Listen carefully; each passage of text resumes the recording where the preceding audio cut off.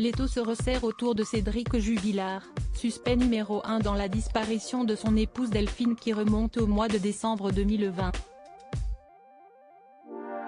Selon l'avocat des enfants du couple, l'aide éventuelle de complices est envisageable, puisque l'enchaînement des événements se déroule dans un laps de temps très restreint.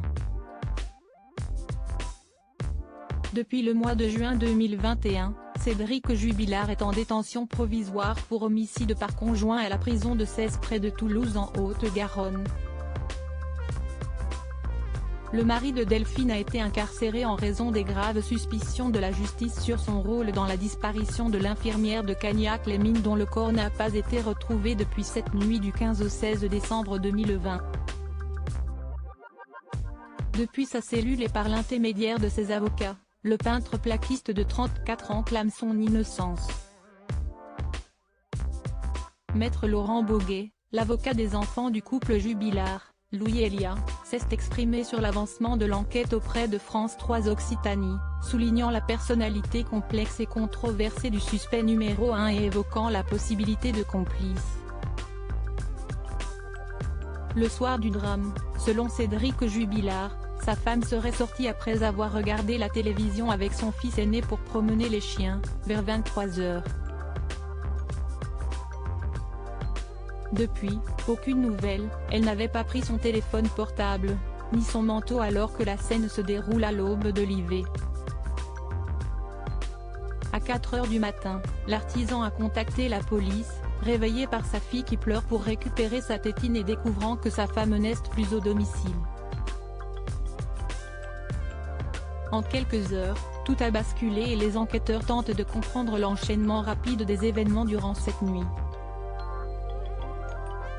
Si le mari de la victime, avec qui elle était en procédure de divorce espérant refaire sa vie avec son nouveau compagnon, est considéré comme le coupable, Maître Boguet ne disqualifie pas l'idée de l'aide d'un complice, si est tout à fait possible.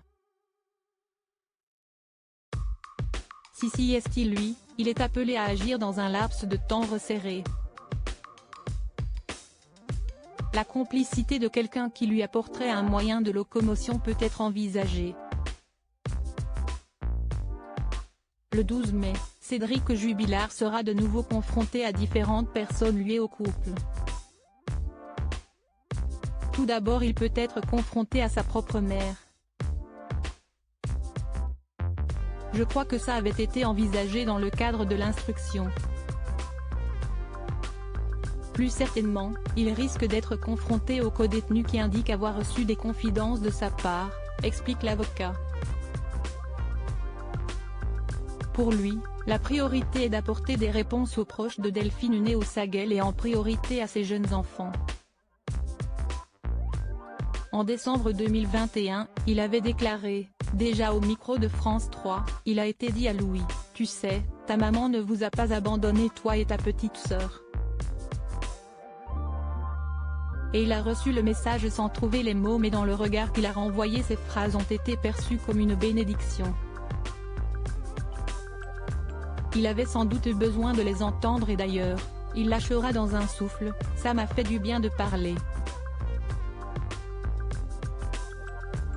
Cédric Jubilard reste présumé innocent des faits qui lui sont reprochés jusqu'au jugement définitif de cette affaire.